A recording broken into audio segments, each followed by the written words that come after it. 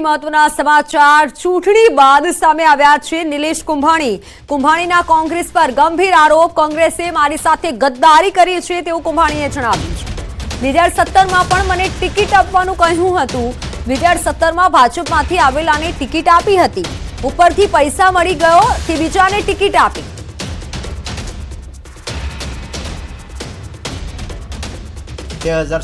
મને ટિકિટ અગાઉ કહી દીધું તો ટિકિટ તમારી છે, મહેનત કરવા મળો। મેં ખર્ચો કર્યો તો મહેનત કરી હતી 2017માં। 2017માં મારા મેન્ડેટ ઉપર ભાજપમાંથી આવેલા અને મેન્ડેટ આપી દીધું હતું। ટિકિટ મને મફત નહોતી આપી। જે તે પ્રમુખ હતા એના એજન્ટ દ્વારા અમે ટિકિટ લીધી હતી। અહીં કોંગ્રેસમાં વિરોધ કરવાવાળા 5 લોકો છે। આ લોકો ચૂંટણી સમયે વિરોધ કરશે। વિરોધ કરવાવાળા મારી કોઈ સભામાં નથી આવ્યા, કોંગ્રેસમાંથી આપમાં ગયા તે વિરોધ કરે છે। અહીંયા કોંગ્રેસમાં અત્યારે જે 5 જણા છે વિરોધ કરવાવાળા, એ ચૂંટણી ટાઈમે વિરોધ કરશે, ચૂંટણી ટાઈમે કામ કરશે, બરાબર? વિરોધ કરવાનો। બાકી તમે આ વિરોધ કરવાવાળા હતા એને તમે જોઈ લેજો।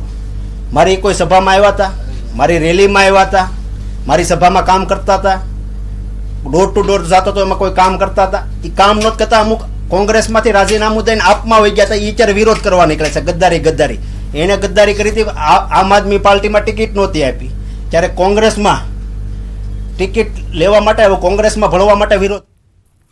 અહીંના કાર્યકર્તાઓને કામ કરવું જ હતું, બની બેઠેલા 5 નેતા કામ નથી કરવા દેતા। આપના લોકો સાથે કામ કરે તો વિરોધ કરે।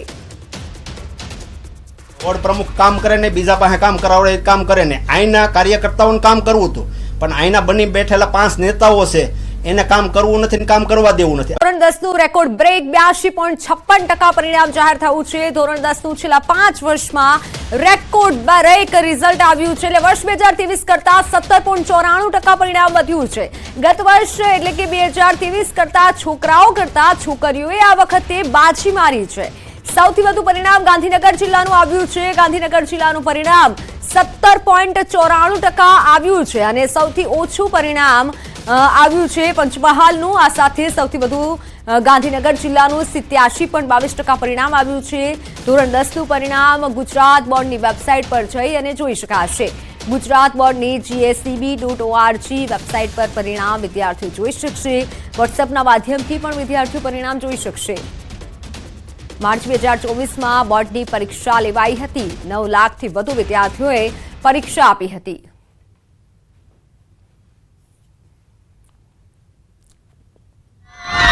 માધ્યમિક શાળા પ્રમાણપત્ર જે છે એ કુલ જે પાસ કર્યા છે 5,77,556 બાળકો પાસ કર્યા છે, જેનું રિઝલ્ટ જે છે 82.56% આ વખતે ધોરણ 10નું પરિણામ આવ્યું છે। અને એ જે છે એ ગત વર્ષની સરખામણીમાં લગભગ 17થી 18% જે છે એ વધારે છે। એનો આપણને આનંદ છે કે બાળકો આ વખતે પણ જે 10મા ધોરણના રિઝલ્ટ છે એમાં ખૂબ સારા પરિણામ દર્શાવ્યા છે। બીજું એક ખૂબ સારી બાબત એ આપણને આવ્યું છે કે આ જે પરીક્ષા છે ધોરણ 10ના, એમાં બાળકોનું જે પરિણામનું ટકાવારી છે એ 79% છે અને દીકરીઓનું, ગર્લ સ્ટુડન્ટનું જે પરિણામ છે એ 86% છે। એટલે માધ્યમિક શાળા પરિશ્રમનું પરિણામ ધોરણ 10નું પરિણામ જાહેર થયું છે, જેમાં સામાન્ય પરિવારની એક દીકરી ધ્વની બારિયાએ 94% પરિણામ મેળવી પરિવારનું નામ રોશન કર્યું છે। ધ્વની બારિયાના માતા સ્કૂલમાં પટ્ટાવાળા તરીકે નોકરી કરે છે અને પિતા કુરિયર બોય તરીકે નોકરી કરે છે। સામાન્ય પરિવારમાંથી આવતી ધ્વનીની આ સિદ્ધિને જોઈ પરિવારજનો પણ ખુશ છે। ધ્વનીને હવે સાયન્સમાં પ્રવેશ લેવો છે અને ભવિષ્યમાં ડોક્ટર બનવાનું સપનું છે। ધોરણ 10નું પરિણામ જાહેર થયું છે અને ધ્વની બારિયા વિદ્યાર્થીની આપણી સાથે છે, જે ધોરણ 10માં 94% તેણે મેળવ્યા છે। મહત્વની વાત એ છે કે તેની માતા જે સ્કૂલમાં પ્યુન તરીકે સેવા આપી રહી છે અને તેના પિતા જે છે તે કુરિયર બોય તરીકે કામ કરી રહ્યા છે। એટલે કે ખૂબ જ સામાન્ય પરિવારમાંથી આવતો આ ફેમિલી છે અને તેમાં આ ધ્વની બારિયા છે કે તેણે ધોરણ 10માં 94% મેળવ્યા છે। ધ્વની આપણી સાથે છે। ધ્વની, શું કહેશો, પરિણામ આવ્યું છે, કેટલા ખુશ છો અને કેવી મહેનત? હું બહુ ખુશ છું. મારા 94% આવ્યા છે અને એ મારા મમ્મી પપ્પા અને સર અને મેમના સપોર્ટથી જ આવું બની ચૂક્યું છે. જો કે મને લાગતું નહોતું કે આવશે, મને એવું લાગતું હતું કે 85 ઉપર ટકા આવી જશે, પણ મને વિશ્વાસ નથી થતો કે મારા 94% આવ્યા છે અને આજે હું બહુ ખુશ છું. અને એની પાછળનું ક્રેડિટ મારા મમ્મી અને મારા પપ્પાને જાય છે. અને મેં લગાતાર બહુ જ મહેનત કરી છે, રાત જાગીને મેં બહુ સખત મહેનત કરી છે અને મારું સપનું એ છે કે હું ડૉક્ટર બનવા માંગુ છું. મારી પણ મહેનત ખરી. મારી દીકરીને હું અત્યારે મારી અહીંયા સ્કૂલમાં જોબ છે પ્યુન તરીકેની, તો હું સવારથી સાંજ સુધી અહીંયા જોબ કરું છું અને મારી દીકરી અહીંયા ભણાવું છું. મારી ગેરહાજરીમાં બી ઘરે સારી રીતે ભણતી હતી અને આટલું સારું પરિણામ લાવી શકી છે. તો 11 સાયન્સમાં એડમિશનને ડૉક્ટર બનવા માંગે છે, તો ભગવાનને પ્રાર્થના કરીશ કે મારી આવી રીતે મહેનત કરી એની પાછળ ને મારું સપનું પૂરું કરે. દીકરીને આટલું બધું પરિણામ આવ્યું ને આટલા % આવ્યા એના બદલે ખૂબ ખૂબ આભાર. અને એના માટે એવું કંઈ મને કંઈ એવું હતું જ નહીં કે આટલા પર ટકા આવશે. બાકી બહુ મહેનત કરી, મહેનત પ્રમાણે એનું ફળ બી સારું મળે. તો આ છે પરિશ્રમનું પરિણામ કે જ્યાં જે વિદ્યાર્થીની જે પોતે ખૂબ જ સામાન્ય પરિવારમાંથી આવે છે, તેની માતા જે છે કે સ્કૂલમાં જ પ્યુન તરીકે સેવા આપે છે, પિતા પોતે કુરિયર બોય તરીકે કામ કરે છે અને એ દીકરીએ જે છે તે 94% મેળવ્યા છે અને પરિવારમાં હાલ ખુશીનો માહોલ જોવા મળી રહ્યો છે. કેમેરામેન નિલેશ સોસા સાથે સંજય ટાંક, ન્યૂઝ 18 ગુજરાતી, અમદાવાદ. સખત મહેનતનું વિદ્યાર્થીઓને પરિણામ મળ્યું છે. અમદાવાદમાં એક સામાન્ય પરિવારના દીકરા નિત્ય પવારે ધોરણ 10માં 61% મેળવ્યા છે. પિતા કોમ્પ્યુટર ઓપરેટર છે. નિત્યએ આ પરિણામ પાછળ ઘણી મહેનત કરી છે. નિત્યના મતે તે હવે સાયન્સ લઈ એન્જિનિયરિંગ કરવા માંગે છે. ધોરણ 10નું પરિણામ જાહેર થયું છે અને નિત્ય પવાર જે છે કે તેને ધોરણ 10માં 94% મેળવ્યા છે. ખૂબ જ સામાન્ય પરિવારમાંથી આવતા આ નિત્ય જે છે કે ખૂબ જ મહેનત કરી હતી અને પરીક્ષામાં તે પોતે અવ્વલ થતાં પરિવારમાં ખુશીનો માહોલ છે. તેના પિતા જે છે કે તેઓ કમ્પ્યુટર ઓપરેટર તરીકે જોબ કરે છે અને નિત્યએ જે છે આ પરિણામ મેળવ્યું છે. નિત્ય, શું કહેશો, શું પરિણામ છે અને કેટલી ખુશી છે? મારા માટે તો યોગ્ય પરિણામ છે. મારે જે જોઈતું હતું મેં અચીવ કર્યું. હજી 1-2% વધારે તો ચાલત, પણ જેટલી મહેનત કરી એટલું ફળ મળ્યું. કેવી તૈયારી હતી? હું રેગ્યુલર 5 થી 6 કલાક ભણતો હતો, એમાં બી બ્રેક લઈને ભણતો હતો. કોઈ એટલું સ્ટ્રેસ નહીં લેવાનું એક્ઝામમાં. રાતે બહુ મોડા સુધી જાગવાનું નહીં, સવારે મોડામાં મોડું 6 વાગે ઉઠવાનું. શું હવે આગળ કરવું છે? હું સાયન્સ લેવાનો છું, એન્જિનિયરિંગ. નિત્યના પિતા આપણી સાથે છે, તેઓ પોતે કમ્પ્યુટર ઓપરેટર તરીકે જોબ કરે છે. શું કહેશો?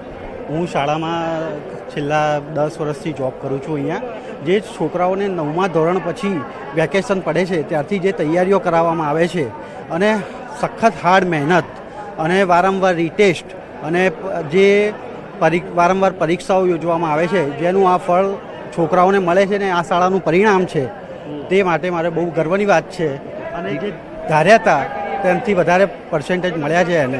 બિલકુલ. તો આ જે છે નિત્ય કે જેણે પોતે ધોરણ 10માં 94% મેળવ્યા છે, પરિવારમાં ક્યાંક ને ક્યાંક અત્યારે ખુશીનો માહોલ જોવા મળી રહ્યો છે. કેમેરામેન નિલેશ સોસા સાથે સંજય ટાંક, ન્યૂઝ 18 ગુજરાતી, અમદાવાદ. સમાચાર પર નજર કરીએ તો ગુજરાતમાં આજથી 7 દિવસ વરસાદી માહોલ રહેશે. હવામાન વિભાગની આ મહત્વની આગાહી. હવામાન વિભાગે વરસાદ અંગે મોટી આગાહી વ્યક્ત કરી છે.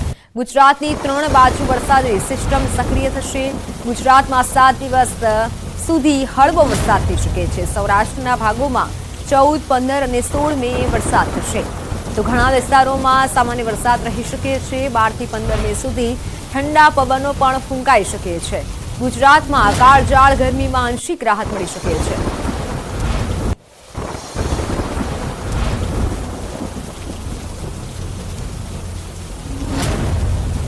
તો મેપના માધ્યમથી જાણવાનો પ્રયત્ન કરીએ કે કયા જિલ્લાઓમાં વરસાદ થઈ શકે છે. આજે ક્યાં વરસાદ થઈ શકે છે. વરસાદની હવામાન વિભાગે જે આગાહી કરી છે, ખાસ કરી દક્ષિણના ભાગોમાં વરસાદ થઈ શકે છે અને ઉત્તર ગુજરાતમાં અરવલ્લીમાં વરસાદની આગાહી હવામાન વિભાગ દ્વારા વ્યક્ત કરવામાં આવી છે। આજે અરવલ્લીમાં વરસાદ થઈ શકે છે, મહીસાગરમાં વરસાદ થઈ શકે છે, દાહોદમાં પણ આજના દિવસે વરસાદ રહી શકે છે। સાથે પંચમહાલ અને છોટાઉદેપુર નર્મદામાં પણ હવામાન વિભાગ દ્વારા આગાહી કરવામાં આવી છે કે વરસાદ થઈ શકે છે। અને સાથે નર્મદામાં દક્ષિણ ગુજરાતનો જે દરિયાકાંઠાનો વિસ્તાર છે ત્યાં પણ નર્મદા, તાપી, ડાંગ, નવસારી, વલસાડ, દમણ અને દાદરા નગર હવેલીમાં વરસાદ રહી શકે છે। હવામાન વિભાગ દ્વારા મહત્વની આગાહી કરવામાં આવી છે। હવે વાત 12મી મે એટલે કે આવતીકાલે ક્યાં વરસાદ રહેશે? તો આવતીકાલે પણ મહીસાગર અને દાહોદમાં વરસાદ થવાનો છે। છોટાઉદેપુર, નર્મદા, તાપી, સુરત, નવસારી, વલસાડ, દમણ, ડાંગ અને દાદરા નગર હવેલીમાં આવતીકાલે વરસાદ રહેવાનો છે। આવતીકાલે પણ દક્ષિણ ગુજરાતમાં વરસાદ થઈ શકે છે। હવામાન વિભાગની આ મહત્વની આગાહી એટલે 4 દિવસ જે મહત્વની આગાહી કરવામાં આવી છે। 13મી તારીખે પણ વરસાદ રહેશે। 13મી તારીખે સૌરાષ્ટ્રના ભાગોમાં વરસાદ રહેવાનો છે। 13મી તારીખે સૌરાષ્ટ્રના ભાવનગર, અમરેલી, ગીર સોમનાથમાં વરસાદ થશે। ખેડૂતો સાવચેતી રાખજો, જો વધુ વરસાદ પડશે તો નુકસાન થવાનું છે અને તેથી જ પહેલા સાવચેતી રાખવી પડશે। દક્ષિણ ગુજરાતમાં વરસાદની આગાહી છે। દક્ષિણ ગુજરાતમાં વડોદરા, છોટાઉદેપુર, નર્મદા, ભરૂચ, સુરત, તાપી, ડાંગ, નવસારી, વલસાડ, દમણ અને દાદરા નગર હવેલીમાં વરસાદ રહી શકે છે। અને ઉત્તર ગુજરાતના સાબરકાંઠામાં વરસાદ થવાનો છે। અરવલ્લી, મહીસાગર અને દાહોદ, પંચમહાલમાં પણ હવામાન વિભાગ દ્વારા 13મી તારીખે વરસાદની આ હવામાન વિભાગે મોટી આગાહી વ્યક્ત કરી છે। એટલે 11, 12 અને 13 તારીખે સાવધાની રાખજો। આ ભર ઉનાળે વરસાદની આગાહી કરવામાં આવી છે। आने वाले दिनों के लिए जो फोरकास्ट दिया गया गुजरात स्टेट के लिए डे 1 से डे 7 तक गुजरात रीजन आइसोलेटेड प्लेसेस पे लाइट रेन होने का पूर्वानुमान दिया गया है। और सौराष्ट्र रीजन की बात करेंगे तो डे 4, डे 5, डे 6 और डे 7 में सौराष्ट्र रीजन को आइसोलेटेड प्लेसेस में लाइट रेन होने का पूर्वानुमान दिया गया है।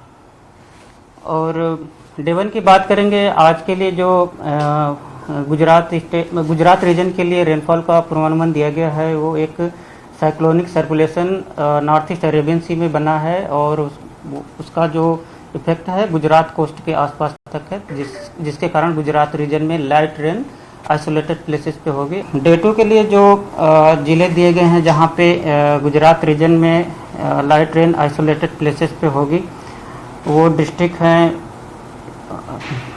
वलसाड़, नवसारी, डांग और अरावली, महिसागर, अरावली, महिसागर, पंचमहल, दाहोद, छोटा उदयपुर, नर्मदा। और डे 3 की बात करेंगे जहाँ पे आइसोलेटेड प्लेसेस पे लाइट रेन होने का पूर्वानुमान दिया गया है गुजरात रीजन के लिए, वो है महिसागर, दाहोद, छोटा उदयपुर, वलसाड़, नवसारी, डांग, तापी, सूरत और नर्मदा।